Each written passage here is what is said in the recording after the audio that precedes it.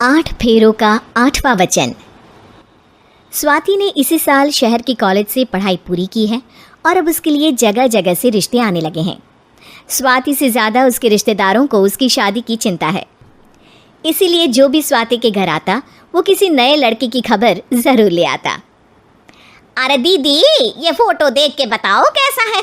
राहुल नाम है लड़के का, मेरी सहेली की बहन का बेटा है। अपनी स्वाति के साथ एकदम प्यारी जोड़ी लगेगी इसकी। ज़रा दिखाना, फ़ोटो तो बढ़िया लग रहा है। कोई गलत आदत वादत तो नहीं है ना इसे? और कमाता कितना है? अरे कोई गलत आदत नहीं है दीदी, आप कहो तो एक मीटिंग करवा देती हूँ, फिर सब कुछ फाइनल कर लेना। हाँ हाँ, ये सही कह रही हो तुम। संडे को स्वाति के पापा भी घर पे ही रहेंगे। बुआ फिर वहाँ से चली जाती है और रात को स्वाति की माँ उससे कहती है, स्वाति बेटा, आज कमला बुआ ने एक लड़के की फ़ोटो दिखाई है। संडे को वो लोग मिलने आ रहे हैं, तैयार हो ना तुम बेटा। अरे मम्मी, आप कहाँ कमला बुआ के चक्कर में आ जाती हो? अभी इतनी जल्दी कोई शादी वादी नहीं करनी है मुझे। अरे बेटा, अच्छा लड़का है, बुआ जानती है उसे अच्छे से। हाँ स्वाति बेटा, एक बार मिल तो लो, बाद में देखेंगे आगे क्या करना है। वैसे तो कमला रिश्ता लाई है तो मना करने का तो कोई सवाल ही नहीं उठता। संडे की सुबह होती है और कमला बुआ राहुल और उसके मम्मी पापा को लेकर स्वाति के घर आती है। अरे आइए आइए भाभी, इसे अपना ही घर समझिए, इनसे मिलिए। ये मेरे भैया और ये मेरी भाभी है।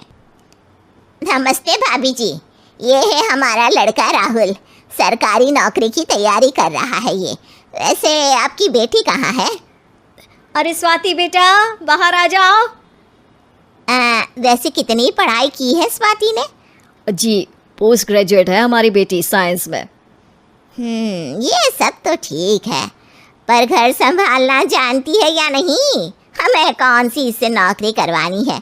नौकरी तो मेरा बेटा करेगा ही। पर मैंने इतनी पढ़ाई की है और आप चाहती हैं कि मैं घर पर ही बैठी रहूं? अरे स्वाति बेटा, ये बड़ों की बात में तुम कहाँ बोल पड़ी?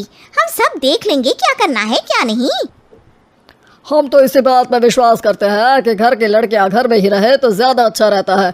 वरना भाई साहब, आप तो आजकल के हाल जानते ही हैं, कितनी घटनाएं होने लगी हैं औरतों के खिलाफ।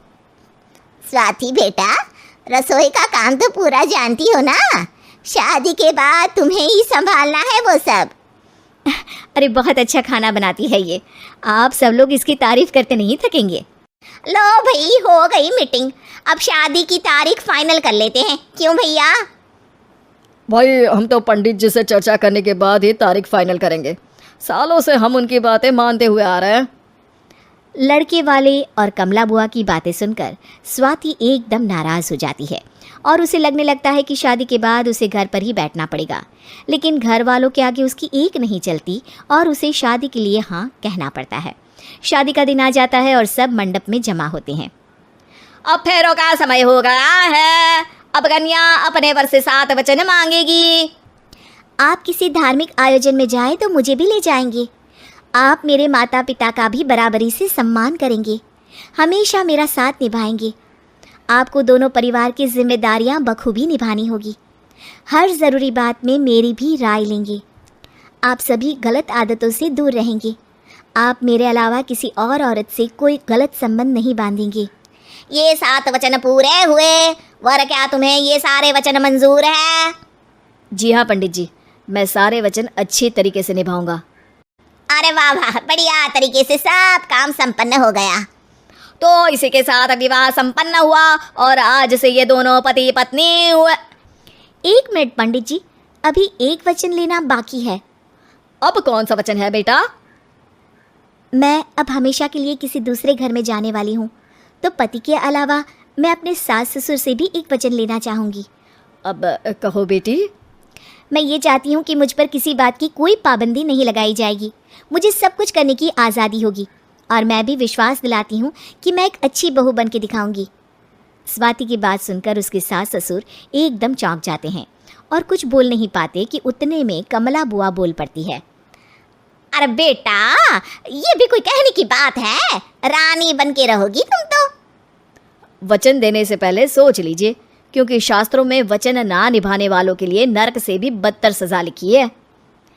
स्वाति की चालाकी से वहाँ मौजूद सब लोग प्रभावित हो जाते हैं और लोगों में बदनामी ना हो जाए, इस कारण स्वाति के सास ससुर को उसे वचन देना पड़ता है।